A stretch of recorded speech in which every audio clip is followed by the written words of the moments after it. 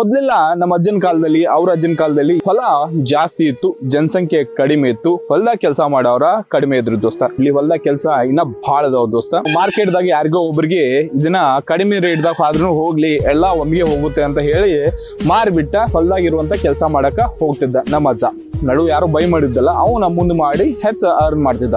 Business the simple formula ಇದ್ ದೋಸ್ತ, ಕಡಿಮೆ ದುಡ್ಡಿಗೆ ಬೈ ಮಾಡ್ರಿ, ಹೆಚ್ಚಿನ ದುಡ್ಡು ಮಾರ್ರಿ. ಆದ್ರ ಮೊದಲೆಲ್ಲ ಜೆನ್ಯೂನ್ ರೀಸನ್ ಇತ್ತು, ಏನಂದ್ರ ಹೊಲ ಜಾಸ್ತಿ ಇತ್ತು, ಉಳುಮೆ ಮಾಡೋರು ಕಡಿಮೆ ಇದ್ರು, ಅದಕ್ಕೋಸ್ಕರ ಈ ಮಿಡಲ್ ಮ್ಯಾನ್ ಗಳದ ಅವಶ್ಯಕತೆ ಅವಾಗ ಇತ್ತು. Fast forward to till today ನಮ್ಮ ಈ ವಂಶ ವೃಕ್ಷ ಬಹಳ ದೊಡ್ಡದಾಕೊಂತ ಹೋಯ್ತು. ನಮ್ಗ ಅರ್ಧ ಎಕರೆ ಹೊಲ ಬಂದೈತಿ ಪರ್ ಪರ್ಸನ್. ಯಾಕೆ ಹಿಂಗಾಯ್ತು? ನಮ್ಮ ವಂಶ ಬಹಳಷ್ಟು ದೊಡ್ಡದಾಯ್ತು. ಆದ್ರೂ ಕೂಡ ಟಿಲ್ ಟುಡೇ ನಮ್ಮ ಅಜ್ಜನ್ ಥಾಟ್ ಪ್ರೊಸೆಸ್ ಏನಿತ್ತಲ್ಲ ಅದೇ ಥಾಟ್ ಪ್ರೊಸೆಸ್ ಇವತ್ತು ನನ್ನ ಕಡೆ ಐತಿ. ಏನಂದ್ರ ಹೊಲ್ದಾಗ ಬೆಳೀರಿ, ಹೋಲ್ಸೇಲ್ ಮಾರ್ಕೆಟ್ದಾಗ ಮಾರಿ ಬರ್ರಿ, ಮುಂದ ಹೆಂಗ್ ಹೋಗ್ಲಿ.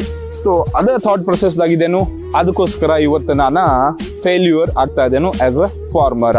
ಅವತ್ತು ಜೆನ್ಯೂನ್ ಪ್ರಾಬ್ಲಮ್ ಇತ್ತು, ಇವತ್ತ ಪ್ರಾಬ್ಲಮ್ ಇಲ್ಲ, ಆದ್ರ ನಾನ್ ಬದಲಾವಣೆ ಆಗನಿಲ್ಲ. ಯಾಕಂದ್ರ ಹೋಲ್ಸೇಲ್ ಮಾರ್ಕೆಟ್ದಾಗ ಎಲ್ಲ ಮಾರಾತೇನು. ಟಿಲ್ ಟುಡೇ ನೀವು ನಿಮ್ಮ ಅಜ್ಜನ್ ಗತಿನೇ ಥಿಂಕ್ ಮಾಡ್ರಿ ಅಂದ್ರೆ 110% ಇದು ದೋಸ್ತ.